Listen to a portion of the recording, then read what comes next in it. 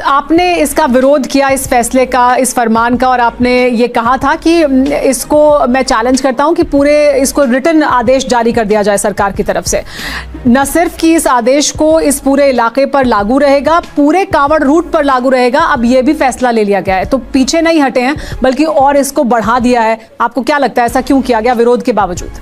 अभी मजा आएगा ना भिड़ो। जूम करो। देखिए, ये बीजेपी की एक अपीजमेंट की पॉलिसी है। बीजेपी की ये साफ ये बता रहा है कि बीजेपी डिस्क्रिमिनेशन करना चाहती है, और बीजेपी ये बताना चाह रही है कि जिस तरह 1930 में हिटलर के जमाने में उस वक्त के यहूदियों से कहा गया था कि अपने हाथ पर आप स्टार ऑफ डेविड बांध लीजिए। समझ रहे हो आप? समझ रहे हो? ये सरासर संविधान के आर्टिकल 17 का वायलेशन है जो अनटचेबिलिटी की बात करता है, राइट टू लाइफ का वायलेशन है, और आर्टिकल 19 लाइवलीहुड को आप मुतासर कर रहे हैं। अरे बाप रे, ये तो धोती खोल रहा है। भाई, आप क्यों बताना चाह रहे हैं कि बंडी पर आम बेचने वाला फैज है या किशन है? आप क्यों ये बताना चाह रहे हैं कि ढाबे पर जिसकी दुकान है वो मुसलमान की, हिंदू की है? ये बिक गई है गवर्नमेंट, अब गवर्नमेंट में कुछ नहीं है। तो इससे आप अब इनके इस ऑर्डर के बाद से वहां पर आप देखेंगे मुजफ्फरनगर जो ढाबे हैं वहां से तमाम जो मुस्लिम एम्प्लॉइज है, मुलाजिम है, उनको निकाल दिया गया है। उनसे कहा गया है कि आप लोग बाद में भी मत आइए। प्रशासन ने हमको कहा कि मुसलमानों को मत रखिए। दोस्ती बनी रहे, अपनी दोस्ती बनी रहे।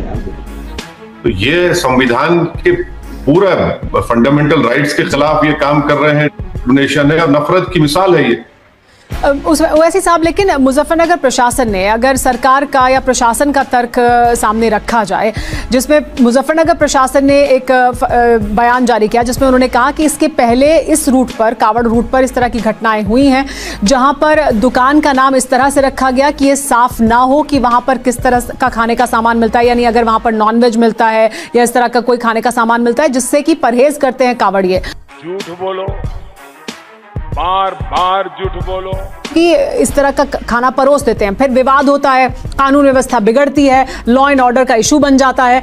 तो क्यों ना इस बात का ध्यान रखा जाए और सम्मान किया जाए कावड़ियों के धार्मिक आस्था का, और उनके खाने की प्रेफरेंस खास तौर पर इस सीजन में, इस मौसम में जो है उसका ध्यान रखा जाए।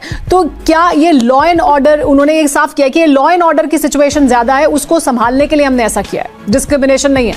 रुक, तेरे को बताते, तेरी माँ की थोड़ी मर्यादा रखिए साले तू।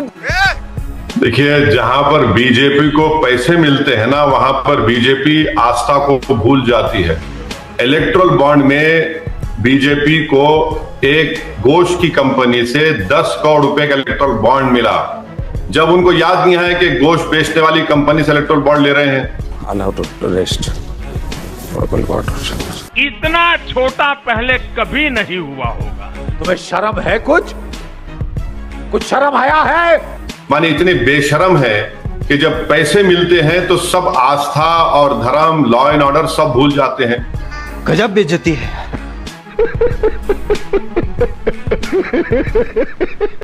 दूसरा, हम ये पूछना चाह रहे हैं कि अमरनाथ यात्रा जो होती है उसमें आप देखिए कि जो घोड़े वाले हैं, जो सामान उठाते हैं, चाय परोसते हैं, खाना खिलाते हैं, हत्ता कि वो जो शिवलिंग है जो वहां पर लोग जाते हैं, वहां पर तुलसी के पत्ते हैं, जड़ी बूटी है, ये सब तो मुसलमान देते हैं।